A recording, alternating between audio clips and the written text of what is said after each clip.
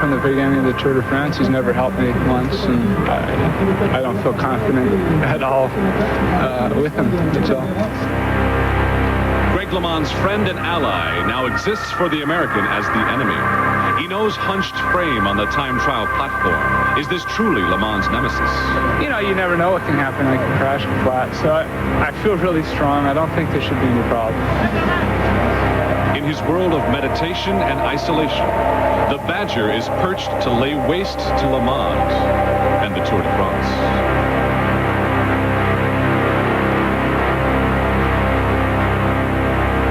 There are but 2 men left to ride the time trial. As the yellow jersey, the American will ride last. Hinault precedes him on the course.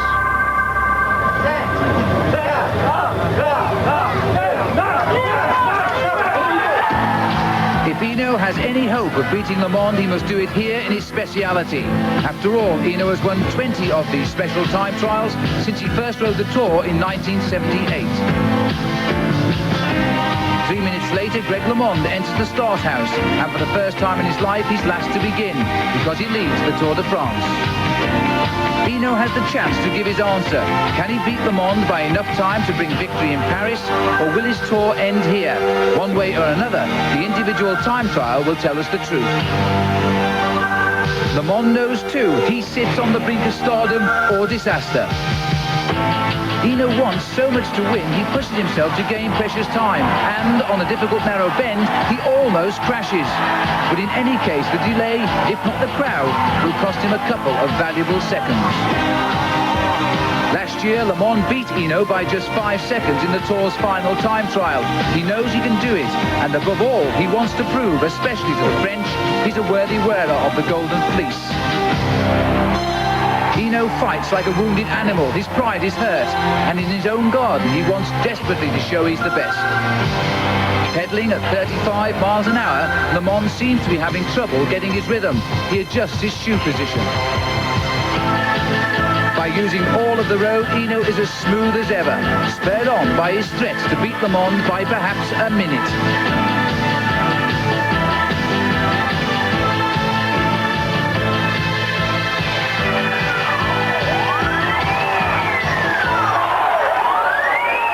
LeMond has crashed on a tight turn and is in a panic to get back on his bike. An aide from the team car runs to give him a legal push.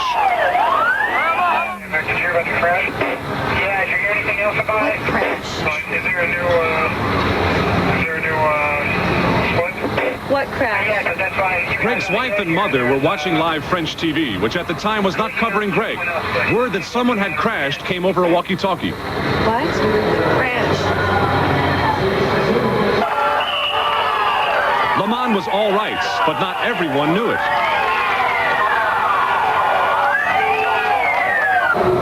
Can't be, Greg.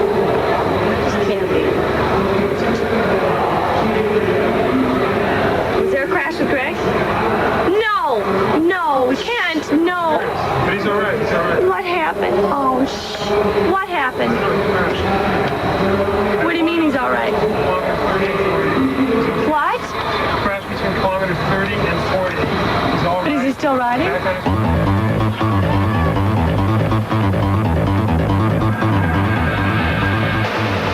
LeMond had lost very few seconds in the crash, but the questions he could only answer. Was he injured? Had his paranoia finally gotten the better of him?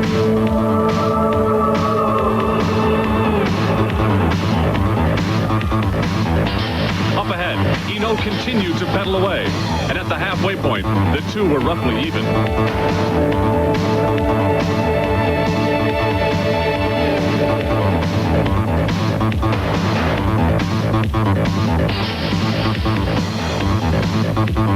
LeMond has asked the team car for a wrench to adjust his brakes damaged in the fall.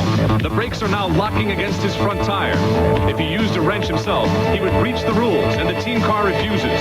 LeMond is asked to pull over and change bikes, but he continues to pedal. Hinault is closing in on the finish line, but first takes on a final climb.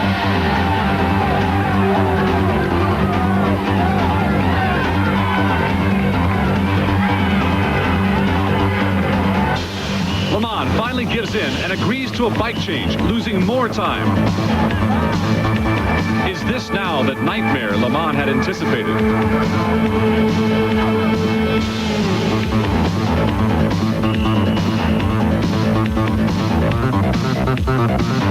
Up ahead, Hinault is in his final sprint to the finish along the very road where exactly 1 year ago he was in the yellow jersey and almost lost the Tour in a bone-crushing collision with the pavement.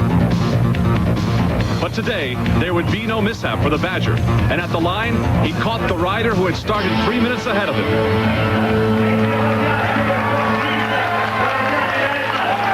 Hinault had set the day's fastest time.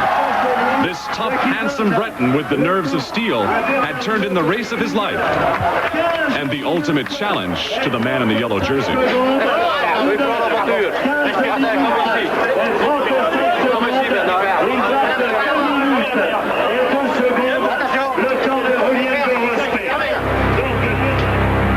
The world would wait for Greg LeMond. Reports of the crash were already going out.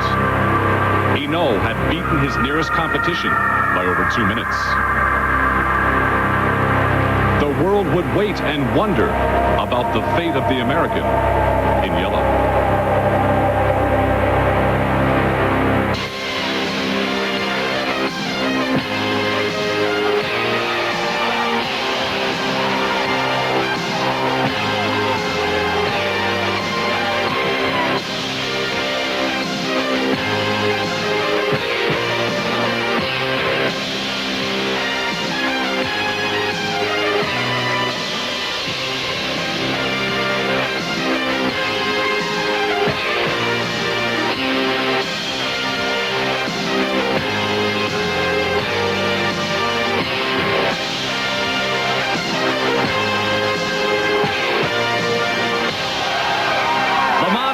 His ride against all odds. Hinault had beaten him, but by only 25 seconds.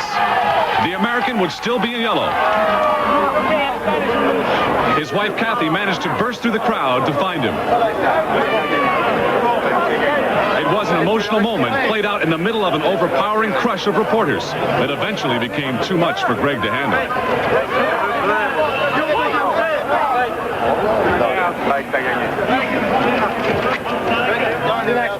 Laissez-le respirer, appuie-toi là.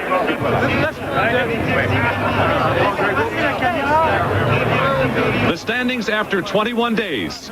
Bernard Hinault, 2 minutes 18 seconds behind Le Mans, after one of the most emotional races in the history of the Tour de France bike race.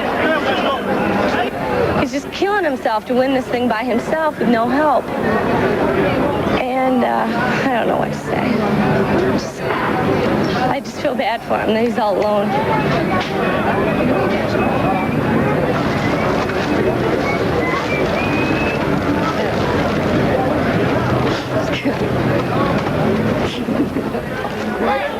You would be hard-pressed to find a cyclist wearing the yellow jersey not wearing a smile this late in the Tour. Le Mans was an angry young man indeed. The Tour is over. We won't fight each other anymore. Hinault's statement at the post-race news conference conceding the Tour de France to the American. It's been a very bittersweet victory. I wish I could be. I think when I get to Champs-Élysées and it's over, I'll be happy. But it's hard to be happy right now. And there's so much pressure, so much tension in the air. It's been difficult. Paris. The grand prize awaits Greg LeMond.